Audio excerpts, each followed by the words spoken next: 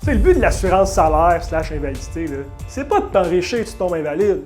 Mais ça serait le fun, par exemple, de ne pas perdre ta maison, ton entreprise, puis tout ce que tu as bâti depuis des années parce que tu as sauvé une couple de piastres par mois. La plupart du monde pense qu'ils sont bien couverts par leur assurance collective au travail ou les régimes gouvernementaux. Mais je t'annonce que si tu es travailleur autonome, t'as pas grand-chose. Puis même si tu as une assurance collective au travail qui couvre ton salaire, es-tu sûr d'avoir bien lu les petites lignes de ta couverture? Parce que parfois, ça ressemble à ça. Ils te donnent 80% de ta première tranche de 2000, mais souvent le monde arrête de lire là et sont comme « Non, moi Joe, je suis couvert pour 80%. » Oui.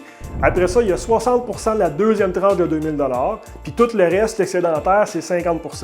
Fait qu'admettons que tu fais 6 000 $ par mois, en réalité, tu es couvert à 63%, pas à 80%. Puis ça fait une grosse différence entre 63% de ton revenu total et 80% quand tu as payé tes factures.